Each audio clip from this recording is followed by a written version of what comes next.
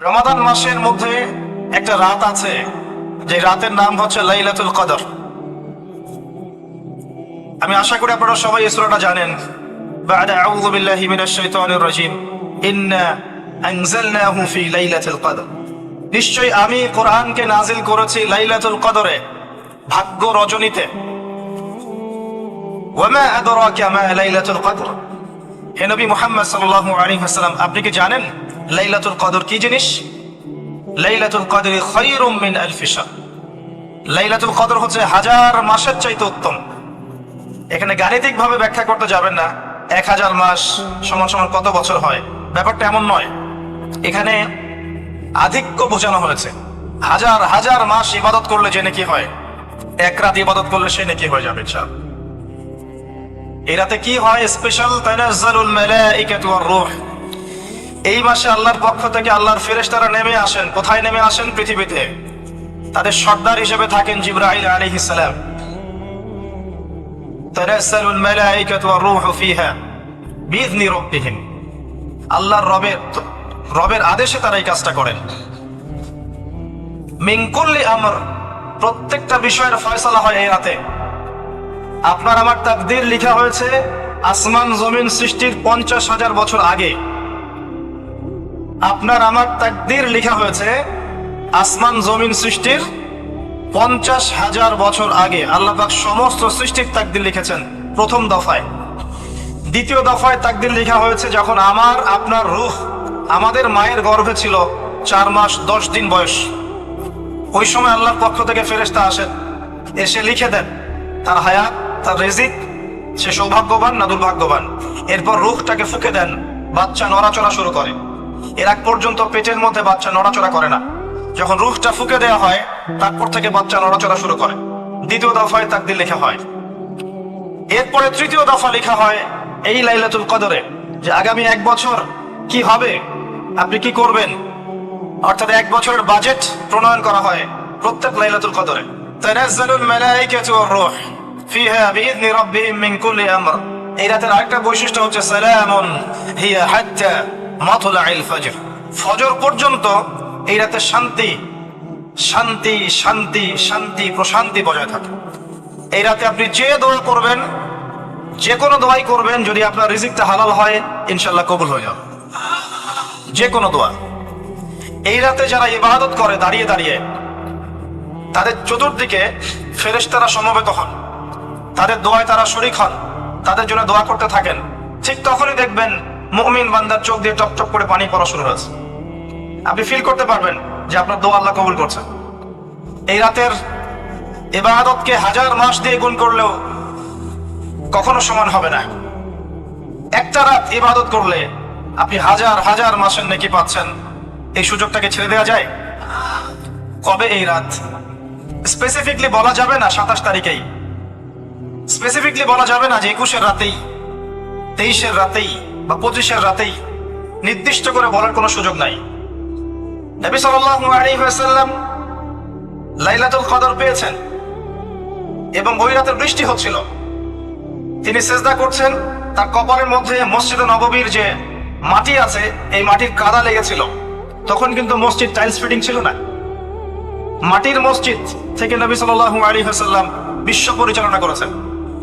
আর আমাদের এখন তাজমহলের মতো মসজিদ, হেদায়েতের কোনো হও না এখানে। এটা আখিরুজ জামানের সাইন। মসজিদগুলো হবে চাকচিক্যময়, হেদায়েত শূন্য। হাদিস একদম স্পষ্ট আছে, মসজিদ হবে চাকচিক্যময় কিন্তু হেদায়েত শূন্য। ইভেন দেখবেন নামাজ পড়ছে মুসল্লি, পাশে হই হুল্লোড় করছে। দিনের কথা আলোচনা হলে বা নামাজ পড়লে, কেউ কোরআন তেলাওয়াত করলে আদবের সাথে যে পাশে শোরগোল করতে হয় না, এটা এখন বুঝাতে হয়। বুঝাতে গিয়ে যদি আপনি এই আয়াত তেলাওয়াত করেন, লাহুম কুলুবুন লা ইয়াফকাহুনা বিহা, কিছু মানুষকে আল্লাহ পাক কলব দিয়েছেন বোঝে না। ওয়া লাহুম আযানুন লা ইয়াসমাউনা বিহা, কিছু মানুষকে আল্লাহ পাক কান দিয়েছেন শোনে না। ওয়া লাহুম আ'য়ুনুন লা ইউবসিরুনা বিহা, কিছু মানুষকে আল্লাহ পাক চোখ দিয়েছেন দেখে না। উলাইকা কাল আনআম, এরা আনআমের মতো। বাল হুম আদাল, বরং তার চাইতেও নিকৃষ্ট। তখন কিছু মানুষের ইগোতে লেগে যায়। তা আচরণ কিন্তু এমনই। কোরআন যেখানে তেলাওয়াত করা হচ্ছে, নবীর হাদিসের কথা বলা হচ্ছে, সেখানে উঁচু স্বরে কথা বলা জায়েজ নাই। নামাজ পড়ছে একজন ব্যক্তি, সে আল্লাহর সাথে সরাসরি কথা বলছে, তার পাশে কথা বলা জায়েজ নেই। এমনকি নামাজরত ব্যক্তির পাশে কোরআন তেলাওয়াত করাও জায়েজ নাই। আমার কথা কি বুঝতে পারছেন? একজন ব্যক্তি নামাজে দাঁড়িয়েছে, আল্লাহর সাথে কথা বলছে, পাশে আপনি কোরআন তেলাওয়াত করতে পারবেন না জোরে জোরে। মনে মনে করতে হবে, করতে চাইলে মনে মনে করতে হবে। অনেক সময় মসজিদের ভিতরে দেখবেন নামাজ পড়া হচ্ছে, শোরগোল করছে। নবী সাল্লাল্লাহু আলাইহি ওয়াসাল্লাম বলেছিলেন, আখিরুজ জামানে, তিরমিজিতে আছে হাদিসটা, আখিরুজ জামানে ইসলামের নামটুকু থাকবে, ইসলামের প্রকৃত বিষয়গুলো থাকবে না। কোরআনের মাসহাফ থাকবে, যে মাসহাফ, কোরআনের মাসহাফটা থাকবে, এর শিক্ষাগুলো থাকবে না। মসজিদগুলো হবে চাকচিক্যময়, কিন্তু মসজিদ হবে হেদায়েত শূন্য। আর চতুর্থ লাইনটা আরো ভয়ঙ্কর। 4 নম্বর লাইনে গিয়ে নবীজি বলেছেন সাল্লাল্লাহু আলাইহি ওয়াসাল্লাম, আসমানের নিচে জমিনের উপরে আল্লাহর সবচেয়ে নিকৃষ্ট সৃষ্টি হবেন এক শ্রেণীর আলেম, যাদের থেকে ফিতনা ছড়াবে এবং তাদের দিকেই ফিতনা ফিরে আসবে। তিরমিজির মধ্যে হাদিসটা আছে, যে কোনো আলেমকে জিজ্ঞাসা করেন এটা কোন শ্রেণীর আলেম, এটা বোঝার জন্য আপনার পিএইচডি করার দরকার নাই। যারা দিনকে দুনিয়ার বিনিময়ে বিক্রি করেছে তারাই সেই শ্রেণীর আলেম। যারা সত্য কথা বলতে ভয় পেয়েছে তারাই সেই শ্রেণীর আলেম। যারা সত্যকে মিথ্যার সাথে মিশ্রিত করেছে তারাই সেই শ্রেণীর আলেম। এবং যারা ইসলামের নামে উম্মাহকে শতদা বিভক্ত করে দিয়েছে এরাই সেই শ্রেণীর আলেম।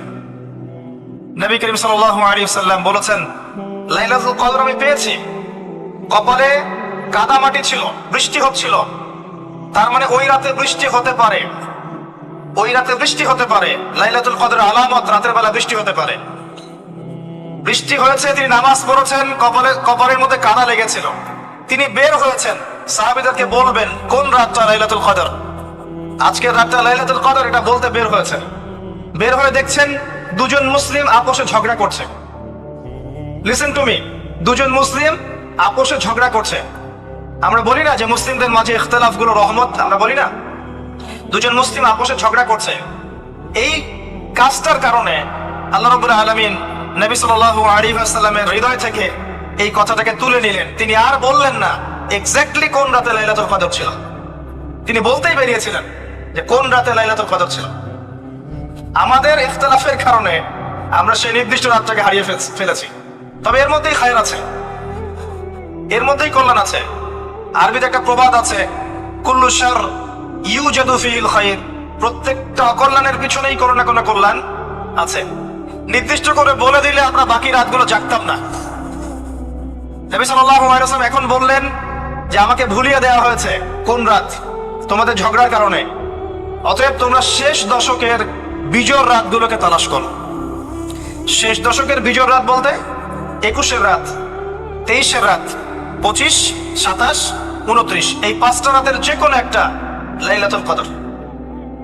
এই রাতে ইবাদত করলে এত নেকি হচ্ছে, কারণটা কি? রাত আর দিন কি ডিফারেন্ট কিছু? প্রত্যেক রাতেই কিন্তু আল্লাহ পাক প্রথম আসমানে নেমে আসে, প্রত্যেক রাতে, শুধু শবে বরাতের রাতে নয়, শুধু নিসফে শাবানের রাতে নয়, কিন্তু প্রত্যেক রাতেই আল্লাহ পাক প্রথম আসমানে নেমে আসেন। তিনি কিভাবে নেমে আসেন এটা ব্যাখ্যা করার দরকার নেই আমাদের। আল্লাহ পাক বলেছেন নেমে আসি, বাস আসি। কারণ সবকিছু আমরা যুক্তি, বিজ্ঞান, দর্শন দিয়ে প্রমাণ করতে পারবো না। পারবো? সায়েন্সকে জিজ্ঞাসা করেন যে স্বপ্নের ব্যাখ্যা কি, ঘুম কাকে বলে, আত্মা কাকে বলে, আত্মা কঠিন না তরল না বায়বীয়, পারবে সায়েন্স ব্যাখ্যা করতে? কবরের আযাব কি, জিন জাতি কি, জিন জাতি কাকে বলে, জিন জাতি কেমন দেখতে, মালায়েকা কেমন, তারা কিভাবে কাজ করে, তাদের ফাংশন কি, তারা কি ব্যাখ্যা করতে পারবে? আমাদের একটা চেতনা তৈরি হয়েছে, সায়েন্স যা বলবে তাই সত্য। এই চেতনা পুরোপুরি সত্য নয়।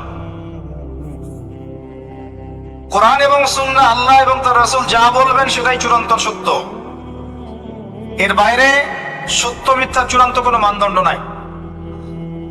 হ্যাঁ, সায়েন্সের ভিত্তি আমরাই দিয়েছি, এটা অমুসলিমরা দেয়নি, এর ভিত্তি মুসলিমরা দিয়েছে। পরবর্তীতে এরা এর উপর ঘষা মাজা করেছে। এখন সায়েন্টিফিক এবং টেকনোলজিক্যাল রেভলিউশন আসছে পশ্চিমা সভ্যতা থেকে। এই সভ্যতার ধারক বাহক ছিলাম আমরা। সভ্যতা এদের দ্বারা শুরু হয়নি, সভ্যতা নবীদের দ্বারা শুরু হয়েছে। তো সবকিছু সায়েন্স দিয়ে ব্যাখ্যা করা যাবে এমন নয়, কারণ সায়েন্সের সীমাবদ্ধতা আছে, আল্লাহর জ্ঞানের কোনো সীমাবদ্ধতা নাই। তো আল্লাহ নেমে আসেন, ব্যাস নেমে আসেন। নেমে এসে আল্লাহ পাক কি বলেন? আল্লাহ পাক 3টা কথা বলেন। রাতের শেষ অংশ, রাতকে ভাগ করেন। যদি 6টার সময় রাত শুরু হয়, রাত কিন্তু রাত 12টায় শুরু হয় না, সূর্য ডুবে গেলেই রাত শুরু হয়।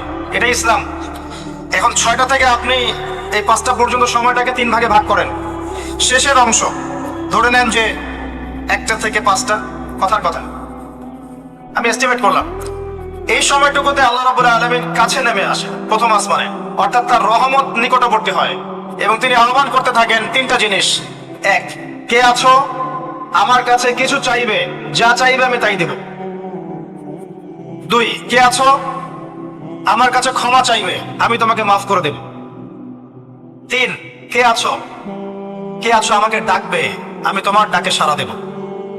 মানে এই সময় আপনি যা চাইবেন ইনশাআল্লাহ, আপনার আকীদায় যদি শিরক না থাকে, আমলে যদি বিদআত না থাকে এবং আপনার রিজিক যদি হালাল হয়, ইনশাআল্লাহ তাআলা আপনার দোয়া কবুল করা হবে।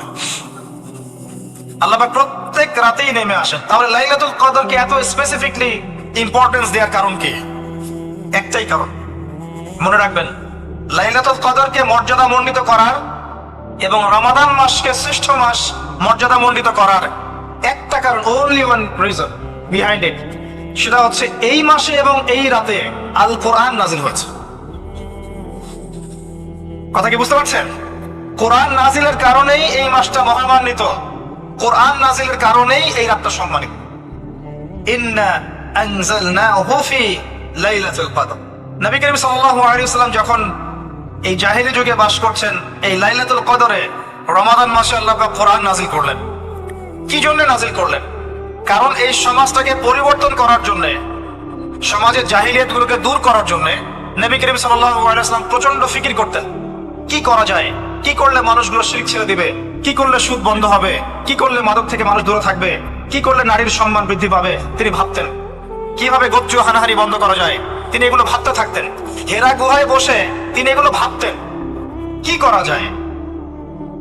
যুবক বয়সে তিনি হিলফুল ফুজুর তৈরি করেছেন এগুলো সমস্যা দূর করার জন্য, কিন্তু পরিপূর্ণরূপে সফল হয়েছেন বলতে পারি না আমরা, কারণ তখন ওহী আসেনি। এই ভাবতে ভাবতে ভাবতে ভাবতে একদিন এক রাতে তার কাছে আল্লাহর পক্ষ থেকে কোরআন নাজিল হলো। সূরা আলাকের প্রথম 5টা আয়াত, বিসমিল্লাহির রহমানির রহিম, ইকরা বিসমি রাব্বিকাল্লাযী খালাক। পড়ুন আপনার রবের নামে যিনি আপনাকে সৃষ্টি করেছেন। খালাকাল ইনসানা মিন আলাক, যিনি মানুষকে সৃষ্টি করেছেন জমাট বাঁধা রক্তপিণ্ড থেকে। আমরা সবাই জমাট বাঁধা রক্তপিণ্ড ছিলাম মায়ের পেটে। আজকে আমরা আল্লাহদ্রোহী হয়েছি, কিন্তু আমরা পেটের মধ্যে এতটুকু জমাট বাঁধা রক্তপিণ্ড ছিলাম। সূরা ইয়াসিনের মধ্যে আল্লাহ পাক এই কথাটা বলেছেন, তোমাদেরকে তো নুতফা থেকে সৃষ্টি করেছি, ফাইদা হুয়া খাসীমুম মুবিন, যখন সে বড় হয়েছে সুস্পষ্টভাবে আল্লাহর বিরুদ্ধাচরণ করছে। আমরা যদি না থাকি এই পৃথিবীতে, আল্লাহর দ্বীনের কোনো ক্ষতি হবে? এই পৃথিবীর আবর্তন থেমে যাবে? আমাদের বউ বাচ্চা কাচ্চা, বাবা মা, স্ত্রী সন্তান, এরা কি না খেয়ে মারা যাবে? মনে করেন আমরা এখন সবাই মরে গেছি, কথা বলছি, নাউজুবিল্লাহ, আমাদের পরিবারগুলো কি থেমে যাবে? আত্মীয় স্বজন থেমে যাবে? আমাদের সমাজ থেমে থাকবে? কেউ থেমে থাকবে না। মাঝখান থেকে আমরা আমাদের জীবনের সময়টা হারিয়ে ফেললাম। অতএব আমরা আল্লাহর জন্য বাঁচি, আল্লাহর দ্বীনের জন্য। এখন দ্বীনের ক্ষতি যারাই করবে তাদের বিরুদ্ধেই সোচ্চার হতে হবে। আল্লাহ পাক বোঝার তৌফিক দান করুন। আমি যে কথা বলছিলাম, কোরআন নাজিল হয়েছে লাইলাতুল কদরে। এখন এই কদরের রাতকে ইবাদতের জন্য খাস করে নিতে হবে। শেষের দশক এবং বিজোড় রাত 21, 23, 25, 27, 29। বলছিলাম রমাদান মাস এবং লাইলাতুল কদরকে সম্মানিত করা হয়েছে একটা কারণেই, কারণ এই মাসে এই রাতে আল কোরআন নাজিল করা হয়েছে। এটাই কারণ। কোরআন কখন নাজিল হলো? যখন সমাজে সুদ আছে, মদ আছে, জেনা আছে, ব্যভিচার আছে, শিরক আছে, এরকম সমাজে। প্রথম কি নাজিল হলো? পড়ো। প্রথমে নাজিল হয়নি শিরক করো না, প্রথমে নাজিল হয়নি যে সুদ খেও না, প্রথম আয়াত এটা ছিল না জেনা করো না, প্রথম আয়াত এটাও ছিল না মূর্তি পূজা করো না। হ্যাঁ, প্রথম আয়াত কি? ইকরা, পড়ুন। আল্লাহ পাক বুঝাতে চাচ্ছেন সমাজের জাহিলিয়াতকে দূর করতে হলে লেখাপড়ার কোনো বিকল্প নাই, এবং সেই পড়াশোনাটা হতে হবে আল্লাহর ওহীর আলোকে। যে ওহীটা আল্লাহ পাক নাজিল করেছেন এর বেসিসে আপনাকে পড়াশোনা করতে হবে। এই জ্ঞানটা দিয়ে আপনি সমাজ সংস্কার করতে পারবেন ইনশাআল্লাহ তাআলা। এর সাথে উপকারী জ্ঞানগুলো কি নিব না? অবশ্যই নিব। ওহীর জ্ঞানের সাথে, কোরআন সুন্নাহর জ্ঞানের সাথে আমি ইতিহাসের জ্ঞান নিব, আমি পলিটিক্যাল সায়েন্সের জ্ঞান নিব, আমি দর্শনের জ্ঞান নিব, জিওপলিটিক্সের জ্ঞান নিব, প্রয়োজন আমি সায়েন্সের জ্ঞান নিব, আমি কমার্সের জ্ঞান নিব, আর্টসের জ্ঞান নিব, মেডিকেল সায়েন্স পড়বো, ইঞ্জিনিয়ারিং পড়বো, সবই পড়বো, কিন্তু বেসিকটা কি হবে? কোরআন, সুন্নাহ, ইসলাম। এরপর আপনি ডাক্তার হন, ইঞ্জিনিয়ার হন, পলিটিশিয়ান হন, সামাজিক নেতা হন, প্রশাসনের ক্যাডার হন, আপনার জন্য মোবারকবাদ। আপনি যেখানেই যাবেন সেখানেই বরকত ছড়াবেন ইনশাআল্লাহ। যে পলিটিশিয়ানের ভিতরে তাকওয়া আছে তার দ্বারা দুর্নীতি সম্ভব না। যে প্রশাসনের কর্মকর্তার ভিতরে তাকওয়া আছে সে ঘুষ নিতে পারবে না, দুর্নীতি করতে পারবে না। যে আলেমের ভিতরে তাকওয়া আছে সে দিনকে দুনিয়ার বিনিময়ে বিক্রি করবে না। যে ডক্টরের ভিতরে তাকওয়া আছে সে ডাক্তার হবে, কসাই হবে না। যে ইঞ্জিনিয়ারের ভিতরে তাকওয়া আছে সে দেখবেন সত্যিকারের প্রকৌশলী হবে, সে কিন্তু চোর হবে না। ভিতরটা চেঞ্জ করতে হবে, ভিতরটা, এর নাম তাকওয়া। ভিতরটা চেঞ্জ করবে একটা জিনিস, আল্লাহর ওহী, কোরআন এবং সুন্নাহ, ইসলাম। এটা আপনার ভিতরকে পরিবর্তন করবে। আর আমরা অনেক বড় বড় কথা বলি অনেক সময়, কিন্তু মূল কাজটা হচ্ছে ভিতরটা পরিবর্তন করা। আমাদের সবার সাথে যার যার কলব যাবে, যার যার আমল যাবে।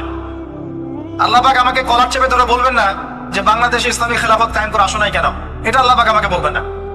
আল্লাহ পাক বলবেন তোমাকে যে দায়িত্ব দিয়েছিলাম ওই দায়িত্ব ঠিকঠাক মতো পালন করেছো কিনা, আল্লাহ পাক এটা বলবেন না। বেসিকে আসেন, নিজের আত্মশুদ্ধি, এটা বেসিক। আলাইকুম আনফুসাকুম, নিজের নফসের খবর নাও, নিজের নফসটাকে পবিত্র করো, নিজের নফসের মধ্যে হিংসা ত্যাগ করো, বিদ্বেষ ত্যাগ করো, অহংকার ত্যাগ করো, রিয়া ত্যাগ করো, দুনিয়ার মোহ ত্যাগ করো। নিজের নফসের মধ্যে বেশি বেশি পরকারের ফিকির আনো, জিকির করো বেশি বেশি, কোরআন বেশি বেশি তেলাওয়াত করো, হালাল খাও, আদর্শ পরিবার গঠন করো, তাওহীদে থাকো, সুন্নতে থাকো, ইনশাআল্লাহ হাসতে হাসতে জান্নাতে চলে যাবেন। একটা হাদিস আমি পড়েছি ফয়জুল কালাম বইয়ের মধ্যে, গতকালকে মাহফিলে বলেছিলাম, আপনাদেরকে বলছি। মাদ্রাসায় পড়ানো ক্লাসিক্যাল একটা বই ফয়জুল কালাম, সবাই কিনতে পারেন, হাদিসের বই, চমৎকার কিছু হাদিস আছে। এখানে একটা হাদিস আছে আমাদের জন্য সুসংবাদ। নবী সাল্লাল্লাহু আলাইহি ওয়াসাল্লাম বলছেন, হে সাহাবীরা, তোমরা এমন একটা যুগের মধ্যে বাস করছো যেই যুগে কেউ যদি ইসলামের 10% ছেড়ে দেয় সে ধ্বংস হয়ে যাবে। সাহাবীদেরকে বলছেন তোমরা এমন একটা যুগে বাস করছো, এই যুগে ইসলামের 1/10 কেউ ছেড়ে দিলে সে ধ্বংস হয়ে যাবে। কিন্তু তোমাদের পরে এমন একটা যুগ আসবে যেই যুগে মানুষ যদি 1/10 ধরে রাখতে পারে, 10% ধরে রাখতে পারে, তাহলেই নাজাত পেয়ে যাবে ইনশাআল্লাহ। আমরা সেই যুগে আছি না? আমাদের চতুর্দিকে ফিতনা নয় কি?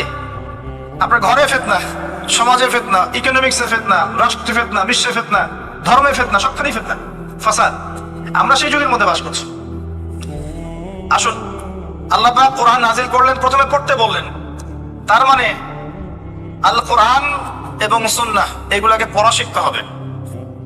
বড় বড় স্বপ্ন দেখার আগে আমাদেরকে বেসিক ঠিক করতে হবে, পড়াশোনা করতে হবে। আল্লাহ পাক আমাদের যুব সমাজকে পড়াশোনা করার তৌফিক দান করুন। রমাদান মাসে এটা নাজিল হয়েছে।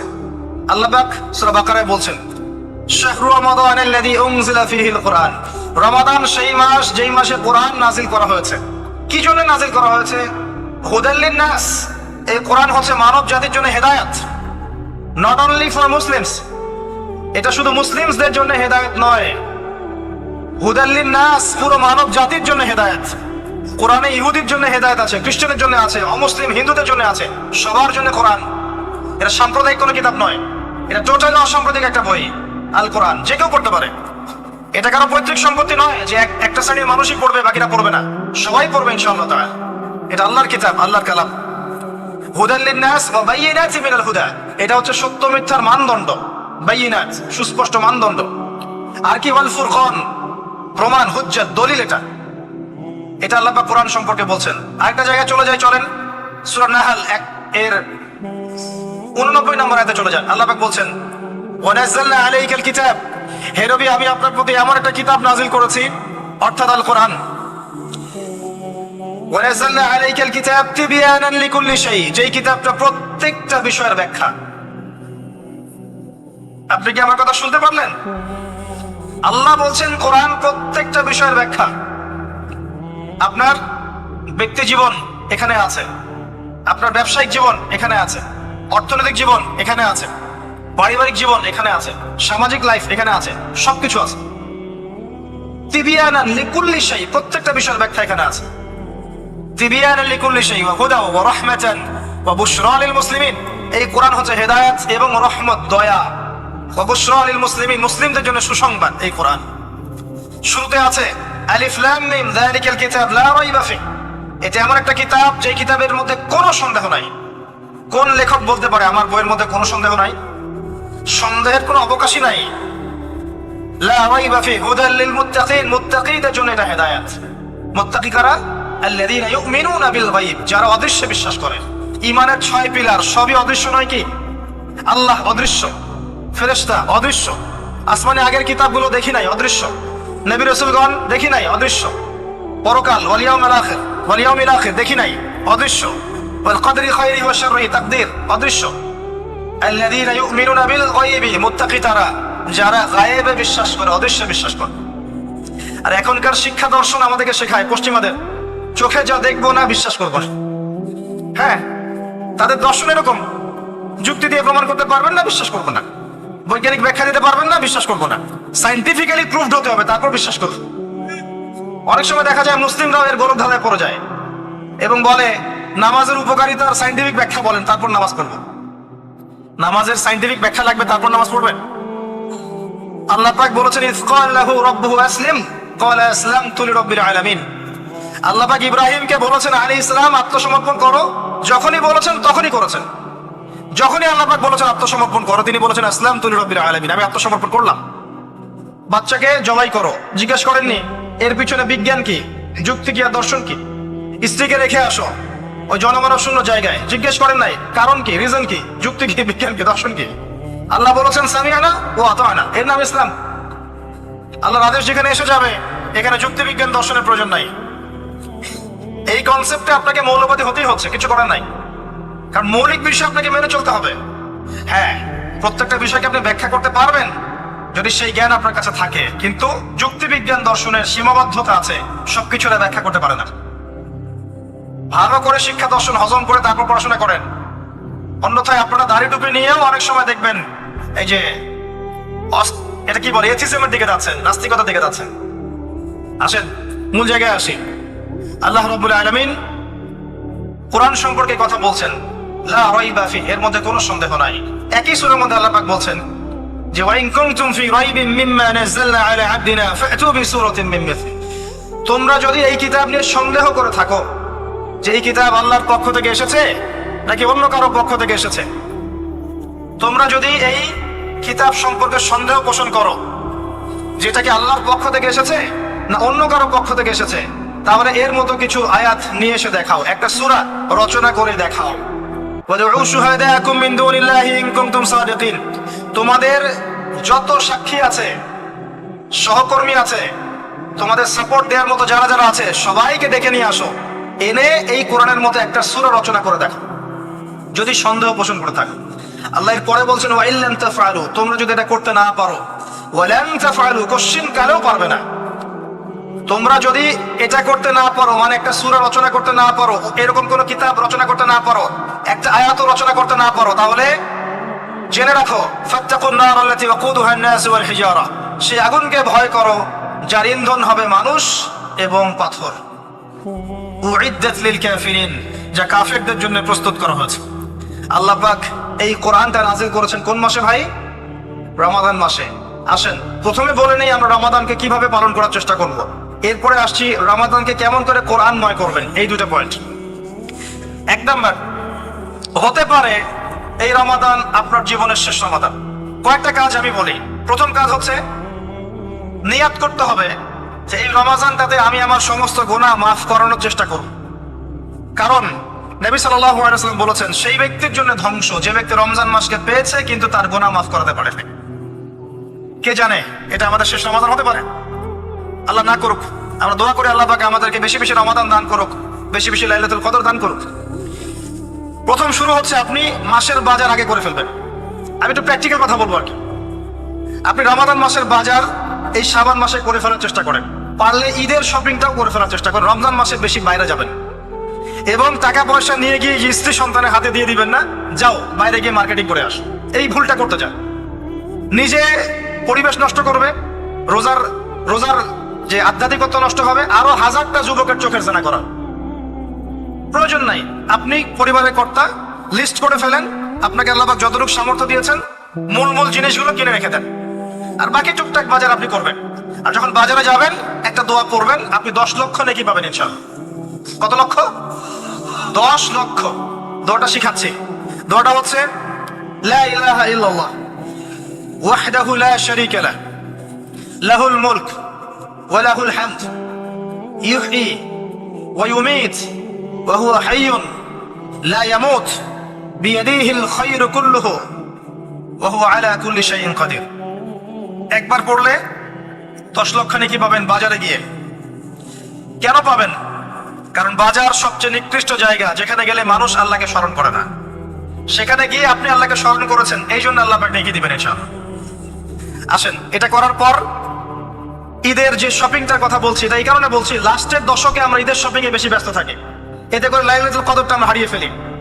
লাস্টের দশক আমরা হয় ইতিকাফ করবো, নাহলে বাসায় নামাজ পড়বো, পরিবার বর্গকে নিয়ে রাত জাগবো। পারা যাবে ইনশাআল্লাহ? তারাবির নামাজ তো পড়বোই ইনশাআল্লাহ জামাতে। এবং আপনি 20 পড়েন আর 8 পড়েন, আপনি নামাজের কোয়ালিটিটাকে ভালো করার চেষ্টা করেন, নামাজের কোয়ালিটিটাকে বেস্ট করেন। ধীরে ধীরে তেলাওয়াত করেন, ধীরে ধীরে রুকু সিজদা করেন, নামাজটাকে এনজয় করেন। সময় নিয়ে, টাইম নিয়ে, 2 ঘন্টা সময় লাগুক, 3 ঘন্টা সময় লাগুক, এনজয় করে নামাজ পড়েন। আল্লাহ পাক তৌফিক দান করুন। এরপর শেষ রাতে আবার ওঠেন, পরিবার বর্গকে নিয়ে নামাজে দাঁড়ান, একসাথে জামাত করে নামাজ পড়েন, পরিবারে নফল নামাজ পড়েন, বাসায় বরকত হবে ইনশাআল্লাহ। রাত জাগেন, বেশি বেশি দোয়া করেন, একটু তেলাওয়াত করেন, একটু জিকির করেন, তাসবিহ তাহলিল করেন, রাতটা কাটিয়ে দেন। শেষের দশকে মার্কেটে ঈদের শপিং করতে যায় না।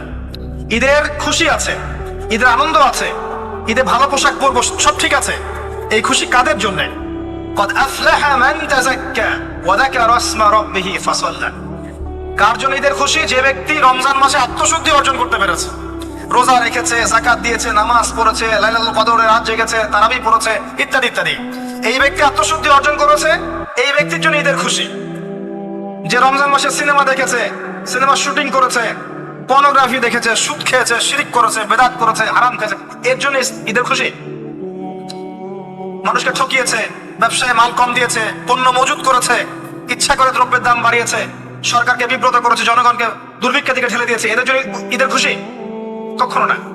ঈদের খুশি তাদের জন্য যারা আত্মশুদ্ধি অর্জন করতে পেরেছে। আল্লাহ পাক বোঝার তৌফিক দান করুন, আমিন। এটা প্রথম টিপস দিলাম আপনাকে। এবার আসেন, আপনি রমাদানে প্ল্যান করবেন যে আপনার জীবনে বড় বড় পাপগুলো কি কি হয়েছে। এই পাপগুলো যদি মানুষের সাথে জড়িত হয়ে থাকে, আপনি মানুষের সাথে গিয়ে গিয়ে ক্ষমা নিয়ে নেবেন। কারো টাকা নিয়েছেন, দেন নাই, দিয়ে দিবেন। কারো সম্পত্তি পায়, দেন নাই, দিয়ে দিবেন। কারো হকটা নষ্ট করেছেন, গালি দিয়েছেন, গীবত করেছেন বা তহমত দিয়েছেন, অপমান করে ইত্যাদি, ক্ষমা চেয়ে নিবেন। রমাদান মাসে মানুষের হকটা দিয়ে দেন। আল্লাহর কাছে জড়িত যে পাপগুলো আছে, এটার জন্য ইস্তেগফার যথেষ্ট। খালি যদি বলেন আস্তাগফিরুল্লাহাল্লাযী লা ইলাহা ইল্লা হুয়াল হাইয়ুল কাইয়্যুম ওয়া আতুবু ইলাইহি, 1 সেকেন্ডের মধ্যে আল্লাহ পাক আপনার সমস্ত পাপকে নেকি দিয়ে পরিবর্তন করে দিবেন সব। এবার প্র্যাকটিক্যালি যাবেন, সেহরি করবেন। সাহরির মধ্যে বারাকা আছে। সাহরি না উচিত না, সাহরির মধ্যে বারাকা আছে। একটা খেজুর হোক, 1 গ্লাস পানি হোক, আপনি সাহরি করবেন, এর মধ্যে বারাকা আছে। এবং সাহরির সময় এমন ভাবে খাবেন না যে এটা আপনার জীবনের শেষ খাওয়া। কথা বুঝতে পারছেন? এত বেশি আইটেম করতে যায় না, এত বেশি ভোগবিলাসী হয়ে গেলে রোজার আধ্যাত্মিকত্ব থাকবে না। সেহরিতে অল্প খান, যদি খেতে হয় পেটের 3 ভাগের 1 ভাগ খান, 1 ভাগ ফাঁকা রাখেন, 1 ভাগ আপনি পানি দিয়ে পূর্ণ করেন। এখনকার কিছু তথাকথিত আশেকা রসুলের মতো হতে যায় না, যাদের ভুঁড়ির জ্বালায় চেয়ারে বসতে পারে না, এই কাজ করতে যায় না। এটা মুসলিমদের স্বভাব হয় না। আমরা পরিশ্রমী জাতি, কর্মঠ জাতি, আমাদের এসব স্বভাব হয় না। এটাও শেষ জামানের হাদিসে আছে। কি নাই আসলে, শেষ জামানে এক শ্রেণী মানুষ বের হবে, যারা হবে সাকিল, একদম বুড়িওয়ালা, ঠেস দিয়ে বসে থাকবে আরাম করে, এবং বলবে যে কোরআনে যা আছে আমি তাই মানি, হাদিসটা আমি মানি না, ইত্যাদি। আসেন, সাহরির পরে রোজা রেখেছেন, 5 ওয়াক্ত নামাজ জামাতে পড়ার চেষ্টা করেন। খুব সিম্পল জিনিস, খুব বেশি কিছু দরকার নেই আমাদের। 5 ওয়াক্ত নামাজ আপনি জামাতে পড়ার চেষ্টা করেন। বাসার থেকে ওযু করে বের হবেন, প্রত্যেক পদক্ষেপ হাঁটবেন, আপনার একটা স্টেপে একটা করে গুনাহ মাফ হবে, একটা নেকি লেখা হবে, মর্যাদা বাড়িয়ে দেওয়া হবে। একে 10 দিয়ে গুণ করা হবে, রমজান মাসে আরো 70 দিয়ে গুণ করা হবে ইনশাআল্লাহ। ফজরের নামাজটা জামাতে পড়লেন, নামাজটা জামাতে পড়ার পর আপনি বসে থাকবেন, কিছু সময় জিকির আজকার তাসবিহ তাহলিল করবেন। পারলে 1 পারা করে কোরআন তেলাওয়াত করবেন। রমাদান মাসে প্রত্যেক দিন 1 পারা করে কোরআন তেলাওয়াত করার চেষ্টা করবেন। 30 দিন 30 পারা। রমাদানে অ্যাটলিস্ট একটা খতম পারা যাবে, অ্যাটলিস্ট একটা খতম চেষ্টা করা যায় না ইনশাআল্লাহ। ফজরের নামাজ হয়ে গেছে, আপনি কোরআন তেলাওয়াত করেন। 1 পারা পড়তে সময় লাগবে আধা ঘন্টা, 40 মিনিট, কারো 1 ঘন্টা। এরপর সূর্য উঠে যাবে, উঠে গেলে পরে আপনি 2 রাকাত ইশরাকের নামাজ পড়বেন, নামাজটা পড়ে বাসায় যাবেন। আল্লাহর নবী বলছেন সাল্লাল্লাহু আলাইহি ওয়াসাল্লাম, আপনার আমল নামায় একটা কবুল হজ, একটা কবুল উমরার নেকি লেখা হবে ইনশাআল্লাহ। এবার রেস্ট করেন, বাসায় গিয়ে রেস্ট করেন। যখন ঘুমাবেন তখন ঘুমের সুন্নাহগুলো আদায় করেন। সূরা ফালাক নাস ইখলাস পড়েন, ফু দেন, দিয়ে গা মাসাহ করেন, আয়াতুল কুরসি পড়ে ঘুমান, ঘুমের দোয়া পড়ে ঘুমান। ঘুমটাও নাকি হবে ইনশাআল্লাহ। এরপর হয়তো আপনি কাজে যাবেন, চাকরিতে যাবেন, বা ব্যবসায় যাবেন, বা আপনি শিক্ষাক্ষেত্রে যাবেন, ইত্যাদি ইত্যাদি। যে ক্ষেত্রেই যান না কেন আপনি মনে রাখবেন আপনি রোজাদার। যে ক্ষেত্রেই যান আপনি মনে রাখবেন আপনি রোজাদার। আমি কারোর সাথে এখন ঝগড়া করতে পারবো না, কারোর সাথে এখন মারামারি করতে পারবো না, আমি কারো গীবত করতে পারবো না, আমি মিথ্যা বলতে পারবো না, আমি মাপে কম দিতে পারবো না, আমি জনগণকে ঠকাতে পারবো না, আমি রোজাদার। এটা মনে রাখবেন। এটা মনে রাখলে পরে দেখবেন ইনশাআল্লাহ তাআলা আপনি আল্লাহকে পাচ্ছেন, আল্লাহর মারিফত পাচ্ছেন। খাচ্ছি না, আল্লাহর ভয় না। পানি পান করছি না, স্ত্রী সহবাস করছি না, কার ভয়? আল্লাহর ভয় না। এত কঠিন কাজ করার পরেও রোজার নেকি পাওয়া যাবে না যদি রোজা রাখা অবস্থায় আমি মিথ্যা বলি, মাপে কম দেই, গীবত করি, সুদ খাই, জেনা করি, ইত্যাদি ইত্যাদি। নবী সাল্লাল্লাহু আলাইহি ওয়াসাল্লাম বলেছেন সেই ব্যক্তির পানাহার ছেড়ে দেয় আল্লাহর কিচ্ছু যায় আসে না, যে ব্যক্তি রোজা রেখে অশ্লীল কাজ করেছে। মা বোনদেরকেও বলবো, রোজা রেখে যদি বেপরদায় চলেন রোজার কোনো দাম নাই। রোজা রেখেও যদি এমন কাপড় পরে চলেন যেই কাপড় পরা না পরে একই কথা, ঢাকা শহরের ফেমিনিস্ট মেয়েদের মতো জিন্স আর গেঞ্জি পরে ঘোরেন, রোজা রাখা না রাখা আপনার একই কথা। এটা রোজা হয়নি, উপবাস হয়েছে, উপবাস। ইকোনমিক সেকশনে আমরা যারা আছি, আমরা যদি রোজা রেখেও সুদ খাই, আমার রোজা রাখা না রাখা আল্লাহ কিছু যায় আসে না। আমরা ধর্মীয় ক্ষেত্রে যারা আছি, জানা অনুযায়ী আমল যদি না করি, দিনকে দুনিয়ার স্বার্থে ব্যবহার করি, আমাদের রোজা রাখা না রাখায় কিছু যায় আসে না। আমরা যদি মিথ্যা বলি, অন্যের গীবত করি, অশ্লীল কাজ করি, গার্লফ্রেন্ডের সাথে সময় কাটাই, ওর সাথে কফি খেতে যাই, ডেটিং করতে যাই, এই যে ফেসবুকের মাধ্যমে চ্যাটিং এ প্রেম করি, ইউটিউবে অশ্লীল ভিডিও দেখি, পর্নোগ্রাফি দেখি, ইত্যাদি ইত্যাদি, এইসব রোজা রাখা না রাখা আল্লাহর কিচ্ছু যায় আসে না। আমি এক হাত জোর করে বিনতি করছি ভাই, খাওয়া পান করা, স্ত্রী সহবাস ছেড়ে দেওয়ার নাম রোজা নয়। এটার নাম রোজা নয়, এটা একটা অংশ রোজার মাত্র। রোজা রেখে আল্লাহর যাবতীয় হারাম ত্যাগ করলে পরে রোজা হবে ইনশাআল্লাহ। এই কাজগুলো করার চেষ্টা করি, আল্লাহ পাক তৌফিক দান করুন। রোজা রাখা অবস্থায় আপনি বেশি বেশি জিকির করবেন। কি করবেন? সুবহানাল্লাহ পড়বেন, আলহামদুলিল্লাহ পড়বেন, আল্লাহু আকবার পড়বেন, লা ইলাহা ইল্লাল্লাহ পড়বেন, লা হাওলা ওয়ালা কুওয়াতা ইল্লা বিল্লাহ পড়বেন হাসবিয়াল্লাহু ওয়া নি'মাল ওয়াকিল, সুবহানাল্লাহি ওয়া বিহামদিহি, সুবহানাল্লাহিল আযীম, সুবহানাল্লাহিল আযীম ওয়া বিহামদিহি পড়বেন, আস্তাগফিরুল্লাহ ওয়া আতুবু ইলাইহি, আস্তাগফিরুল্লাহ ওয়া আতুবু ইলাইহি পড়বেন, লা ইলাহা ইল্লাল্লাহ ওয়াহদাহু লা শারীকা লাহু, লাহুল মুলকু ওয়া লাহুল হামদু ওয়া হুয়া আলা কুল্লি শাইইন কাদির। পারা যাবে না ইনশাআল্লাহ? বেশি বেশি পড়বেন। আরেকটা কাজ করবেন, প্রতিটা কাজ নবী সাল্লাল্লাহু আলাইহি ওয়াসাল্লামের সুন্নাহ মাফিক করার চেষ্টা করবেন। সুন্নাহ মাফিক। খাচ্ছেন তার সুন্নাহ মাফিক, টয়লেট করছেন তার সুন্নাহ মাফিক, ঘুমাচ্ছেন তার সুন্নাহ মাফিক। সুন্নাহর বইগুলো আছে না বাজারে, কিনে নিবেন। কিনে নিয়ে দেখবেন প্রতিটা কাজ কিভাবে করলে সুন্নাহ হবে। এই কাজগুলো করতে কি আপনাকে গভর্নমেন্ট বাধা দিবে? বিশ্বের পরাশক্তিরা বাধা দিবে? আপনাকে কি কেউ পিটাবে এগুলো করলে? জেল খাটাবে? এগুলো আমাদের ব্যক্তি স্বার্থের ব্যাপার, ইচ্ছা করলেই করা যায়। এই ইচ্ছাটা আল্লাহ পাক আমাদের অন্তরে জাগ্রত করুন, আমিন। একটা কাজের কথা বলবো, নরমালি আমরা ফরজগুলোতে বেশি ফোকাস করি, ফরজ ওয়াজিবে। রমজান মাসে সুন্নত মুস্তাহাবে ফোকাস করতে হবে। রমাদানে একটা নফল আপনাকে ফরজের নেকি দিয়ে দিবে ইনশাআল্লাহ।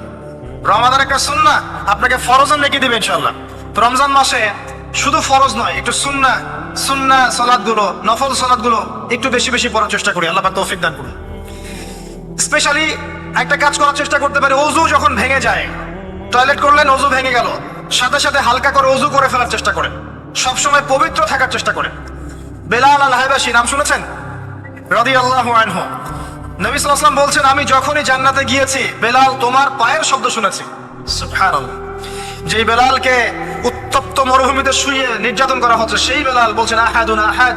সেই বেলাল রাদিয়াল্লাহু আনহু নামে শানে সূরা নাজিল হচ্ছে কুল হুয়াল্লাহু আহাদ।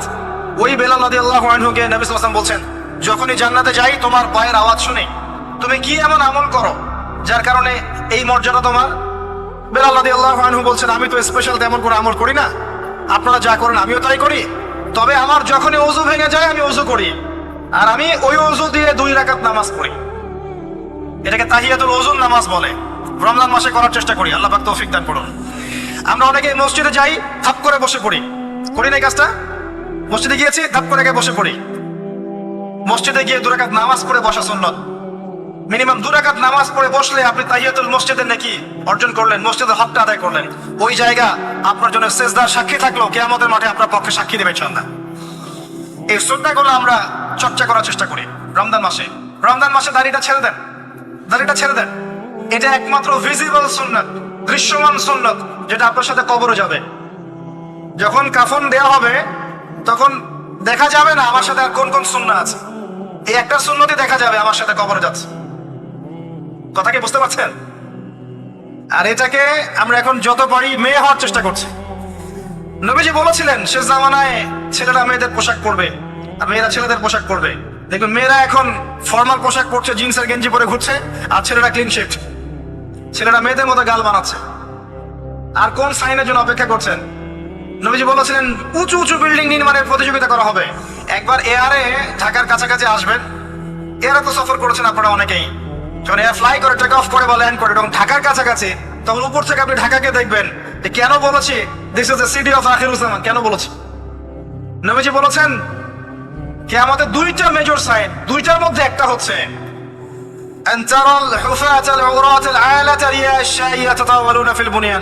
যখন সমাজের দরিদ্র শ্রেণীর মানুষেরা, যাদের পায়ে স্যান্ডেল ছিল না, গায়ে কাপড় ছিল না, এরা উঁচু উঁচু বিল্ডিং নির্মাণের প্রতিযোগিতা করতে থাকবে, তখন কিয়ামতের অপেক্ষা করতে থাকবে।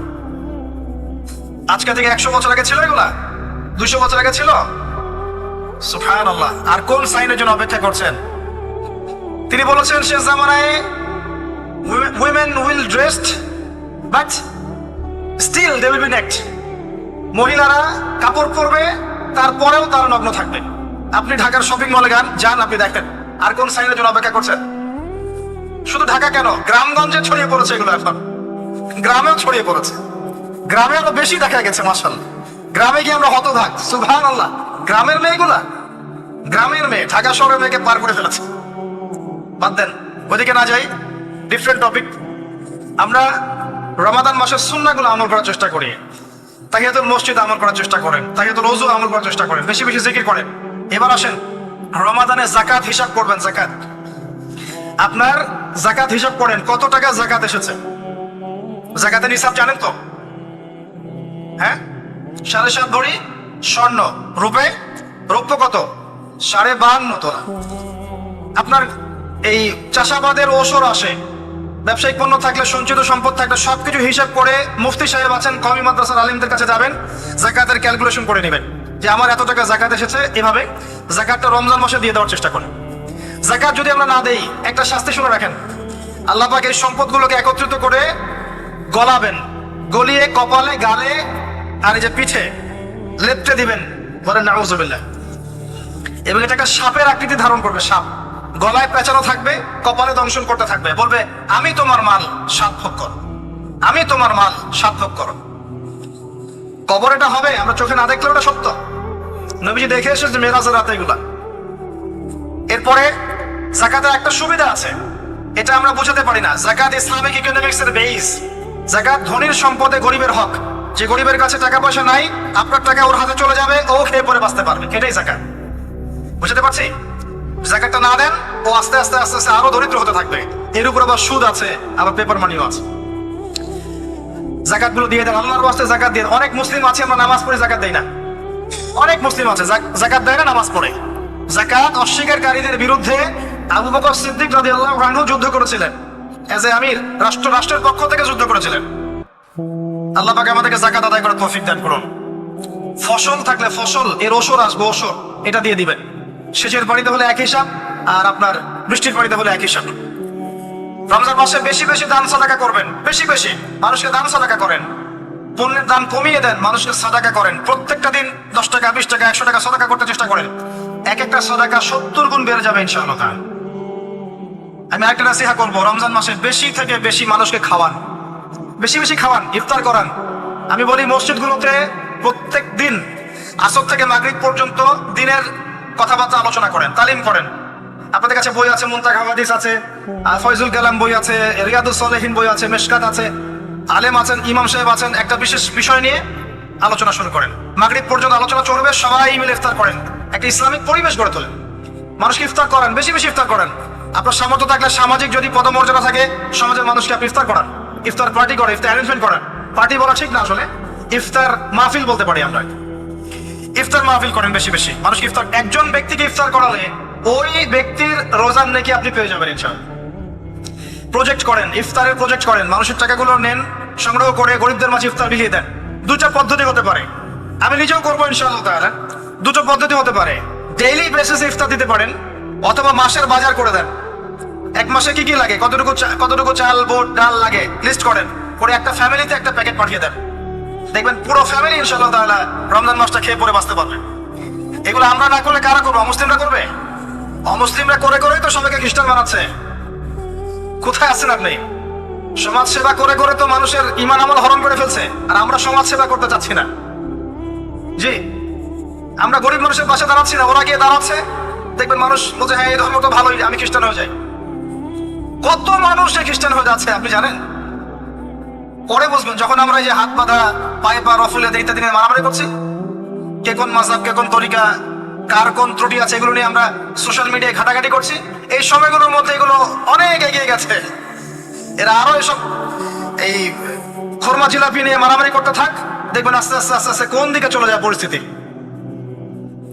গলার মধ্যে দড়ি দিয়ে ফাঁস লাগানো হয়ে গেছে, খালি টানা বাকি আছে। আরে এখন ঝগড়া করে বেড়াচ্ছে কোন আলেমের কোন সমস্যা। লাহুম কুলুবুন লা ইয়াফকাহুনা বিহা, আল্লাহ পাক বলেছেন সূরা আরাফ 179-তে। রমজান মাসে বেশি বেশি ইফতার করান, বেশি বেশি দান সাদাকা করেন। আর একটা কাজ বলে আমি শেষ করছি, রমজান মাসে পরিবারকে সময় দেন। পরিবারকে সময় দেন, পরিবারের হক আছে আমাদের উপরে। স্ত্রীকে সময় দেন, স্বামীকে সময় দেন, একসাথে ইফতার বানান। একটা পরিবেশ, একটা আনন্দ, একটা উৎসবের আমেজ যেন বিরাজ করে। ছোট ছোট বাচ্চাদেরকে রোজা রাখতে উৎসাহিত করেন। সবাই একসাথে বসে একটা বড় প্লেটে ইফতার করেন। বাচ্চারা যখন বড় হবে তখন বলবে ছোটবেলায় আমরা বাবা মার সাথে এভাবে ইফতার করেছি, সংস্কৃতি লালন করেছি। পারিবারিক হৃদ্যতা চলে আসেন, প্রতিবেশীকে ইফতার পাঠান, প্রতিবেশীকে ইফতার হাদিয়ে দেন, মসজিদে একসাথে ইফতার করেন। তারপর রাতের বেলা তাহাজ্জুদে দাঁড়ান, তারাবিতে দাঁড়ান। তারাবির নামাজে ধীর স্থির ভাবে কেরাত করে ইমাম যাকে নিযুক্ত করবেন তাকে সুললিত কণ্ঠে কোরআন তেলাওয়াত করতে বলবেন, ধীর স্থির ভাবে, তাকে প্রেশার দিবেন না। তার দায়িত্ব নিয়ে নেন। ইমাম হাফেজদের পুরো মাসের দায়িত্ব নেন, তার পরিবারের দায়িত্ব নেন। একটা সম্মানজনক হাদিয়ার ব্যবস্থা করে দিবেন, যাতে করে তারা নিশ্চিন্তে থাকে পুরো মাস, তাকে অন্যদিকে ফোকাস করতে না হয়। অন্যান্য কান্ট্রিতে যখন কোনো সায়েন্টিস্ট থাকে, তার পরিবারের দায়িত্ব পুরো রাষ্ট্র নিয়ে নেয়, সে ঠান্ডা মাথায় গাড়ি গবেষণা করবে। একই প্রসেস, আপনি আলেম ওলামা, ইমাম হাফেজদের দায়িত্ব নিয়ে নেন, তার পরিবারের দায়িত্ব নিয়ে নেন। হুজুর আপনি আপনার কাজ করেন, আমরা আপনার পরিবার দেখছি। তাকে আপনি কোরআন তেলাওয়াত করতে দেন, কোরআন হিফজ করবে, মানুষকে কোরআন শেখাবে, তারাবির নামাজ পড়বে, ইমামতি করবে, মানুষকে দার্স দিবে, খুতবা দিবে। আসেন যে মেজর পয়েন্টটা বাকি আছে সেটা বলি। তার আগে এটাও বলি যে ইফতার করার সময় বেশি খাবেন না। যদি আপনি বেশি খান তাহলে আপনি তারাবির নামাজে দাঁড়াতে পারবেন না। আর একটা মেজর কথা, এটা লাস্ট পয়েন্ট, সেটা হচ্ছে এই মাসে কি নাজিল হয়েছে ভাই, কোন কারণে এই মাসটা সম্মানিত। এই মাসে আল্লাহর কিতাবকে সময় দিতে হবে, এই কিতাবকে সময় দিতে হবে। আল্লাহ রাব্বুল আলামিন বলেছেন এই কিতাবের মধ্যে সবকিছুর সমাধান আছে। আল্লাহ পাক বলেছেন এই কিতাবে কোনো সন্দেহ নাই। আল্লাহ পাক বলেছেন এই কিতাব আমাদের জন্য সুসংবাদ এবং শেফা, আরোগ্য, রহমা। এখন একটু বসেন, একটু সময় নেন। এই কিতাব প্রথমত আপনাকে তিলাওয়াত করা শিখতে হবে। রমজান মাস আসার আগেই আপনি তিলাওয়াত করা শিখে ফেলেন। যদি না জানেন, রমজান মাসে পুরো এক মাস তাজবিদ শিখবেন স্থানীয় ইমামের কাছে, পারবেন না? এক মাসের মধ্যে কোরআন তিলাওয়াত শেখা সম্ভব, এক মাসে শেখা সম্ভব। শয়তান আপনাকে তিনটা ধোঁকা দিতে পারে। শয়তান আপনাকে বোঝাতে পারে আমি অনেক জানি, আমার জানার দরকার নাই। শয়তান বোঝাতে পারে আমার বয়স হয়ে গেছে, আমার দ্বারা হবে না। শয়তান বোঝাতে পারে আমার অনেক সময় পরে আছে, পরে শিখে নিব। আল্লাহর ওয়াস্তে শয়তানের ধোঁকায় পড়বেন না। এই মাসে কোরআন শেখেন। কে জানে আপনি আগামী মাস পান কিনা। কোরআন শিখে নেন, রমজান মাসে তেলাওয়াত করে শিখে নেন। কি পাবেন?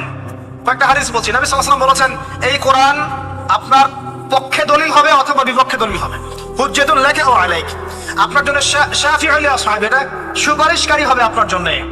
প্রত্যেক হরফে আপনি 10টা করে নেকি পাবেন। কোনোদিনও আমি বলি নাই কোরআন তেলাওয়াত করলে নেকি হবে না। এই যে কাটছাট ভিডিও দেখলে আলেম ওলামাও ভুল মেসেজ পায়, এবং দেখা যায় একজন বরেণ্য আলেম হয়েও ভুল কথা বলতে শুরু করে। এই জন্যই বলি এর ক্ষতিকর দিক কত। মূল বিষয় তার নখদর পড়ে নাই, একটা কাটছাট ভিডিও দেখেছে, দেখেই কথা বলা শুরু করলো। কিন্তু সে আলেম, তার জানা উচিত কাফা বিল মারই কাযিবান ওয়া হুয়া ইয়াকুল কুল্লামা সামিআ। একজন মানুষের জন্য মিথ্যাবাদী হওয়ার জন্য এতটুকু যথেষ্ট, যা শুনলাম যাচাই বাছাই না করেই প্রচার করলাম। ইয়া আইয়ুহাল্লাযীনা আমানু ইন জাআকুম ফাসিকুম বিনাবাইন ফাতাবায়ানু, কোন ফাসিক যদি কোনো খবর নিয়ে আসে সেটা আগে তথ্য যাচাই করো, তারপরে কথা বলো। ইশতারিবু কাসীরাম মিনাজ যন, বেশি বেশি অনুমান থেকে বেঁচে থাকো। ইন্না বা'দা যন্নি ইসম, এগুলো আমরাই বলে যাচ্ছি এখন। আমি বলছি বারবার, স্পষ্ট করে বলছি, কোরআন তেলাওয়াত করলে প্রত্যেক হরফে 10টা করে নেকি হবে। এবং কোরআন তেলাওয়াত করলে আপনার জীবনে বরকত আসবে, রিজিকে হায়াতে বরকত আসবে, আপনার কলবে আল্লাহর নূর আসবে ইনশাআল্লাহ তাআলা। কোরআন আপনার পক্ষে সাক্ষী দিবে, আপনার পক্ষে দলিল হবে, হুজ্জা হবে ইনশাআল্লাহ। প্রত্যেক হরফে 10 নাকি।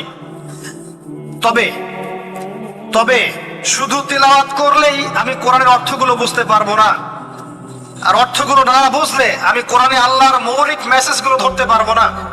ধরতে না পারলে সেই মেসেজগুলোর উপর আমল করতে পারবো না। এই কারণে কোরআনের অর্থটা বোঝা জরুরি, এর ভাষা শেখা জরুরি, কারণ আদেশ নিষেধ আমাকে মানতে যেতে হবে। এবং কোরআন গবেষণা করতে হলে অবশ্যই অর্থ জানতে হবে, ভাষা শিখতে হবে, এর তাদাব্বুর তাফাক্কুরে ডুবে যেতে হবে, যেটা শুধুমাত্র তিলাওয়াত করা সম্ভব নয়। এটা বোঝাতে চাইছি। এর চেয়ে পরিষ্কার করে কি বলতে পারি বলেন? সুবহানাল্লাহ। আল্লাহ পাক আমাদেরকে বোধ শক্তি দান করুন। আল্লাহর ওয়াস্তে রমজান মাসে ভাই কোরআন তেলাওয়াত বাড়িয়ে দেন। যারা হাফেজ আছেন এই মাসে হিফজ চর্চা করবেন। আমার জন্য দোয়া করেন যেন আমি এই মাসে পুরোটা হিফজ করতে পারি। হিফজ চর্চা না করতে করতে অনেকটা ভুলে যাচ্ছে। আসলে নবী সাল্লাল্লাহু আলাইহি ওয়াসাল্লাম বলেছেন, চর্চা না করলে কোরআন এত দ্রুত কলব থেকে বের হয়ে যায় যে একটা উটকে যদি ছেড়ে দেন সে যত দ্রুত চলে যাবে। আমাদের জন্য, আমার জন্য দোয়া করবেন যাতে কোরআনের হকটা আদায় করতে পারি। আল্লাহ পাক তৌফিক দান করুন। আমিন। এবং যারা হাফেজে কোরআন তাদের উচিত আরবি ভাষা এবং সাহিত্য জেনে তাফসীরগুলো পড়ে কোরআনের আয়াতগুলোকে নিয়ে একটু গবেষণা করা, আয়াতগুলো বোঝার চেষ্টা করা, আল্লাহ পাক কি বলেছেন কোরআনের মধ্যে বোঝার চেষ্টা করা, এগুলো জনগণকে বোঝানো। এবং এটা বোঝাতে আপনি উগ্র হবেন না, চরমপন্থী হবেন না, আক্রমণাত্মক হবেন না। আমরা কেউ কারো শত্রু নই, আমরা সবাই সবার বন্ধু, সবাই সবার ভাই। আমরা সবাই সবার ভাই, এক উম্মাহ, ওয়ান উম্মাহ নেশন। তাই আমরা কোরআনের মৌলিক মেসেজগুলো যুগোপযোগী ভাবে সবার সামনে তুলে ধরবো, উপস্থাপন করব, মানার জন্য ফোর্স করব না। যাকে আল্লাহ পাক হেদায়েত দিবেন সে মানবে ইনশাআল্লাহ, যাকে আল্লাহ পাক হেদায়েত দিবেন না সে মানবে না, তার হিসাব সে দিবে, আমার কোনো দায়িত্ব নাই। আর সর্বশেষ কথা হচ্ছে, আল কোরআন এর মধ্যে অনেক আদেশ এবং নিষেধ আছে। রমজান মাসে আমরা যদি কোরআন পড়ি আর বুঝি কিন্তু কোরআনের আদেশ আর নিষেধগুলোকে ফলো না করি, না মেনে চলি, তাহলে আদতে কোরআনের হকটা আদায় হচ্ছে না। এবং এই কোরআনের মেসেজ আমাদেরকে মুসলিম অমুসলিম সবার দ্বারে দ্বারে পৌঁছে দিতে হবে ইনশাআল্লাহ তাআলা। যেভাবে কোরআনের দাওয়াতের ফলে, হাদিসের দাওয়াতের ফলে নবী সাল্লাল্লাহু আলাইহি ওয়াসাল্লাম আইয়ামে জাহিলিয়াতের সেই জাহিলিয়াতকে দূর করে আলোকিত সমাজ প্রতিষ্ঠা করেছিলেন, ইনশাআল্লাহ এখন আজও সম্ভব এই কোরআন সুন্নাহর দাওয়াতকে দিয়ে আজকের সমাজে চলমান জাহিলিয়াতগুলোকে দূর করে আলোকিত বাংলাদেশ প্রতিষ্ঠা করা। আল্লাহ পাক আমাদেরকে তৌফিক দান করুন। আমিন।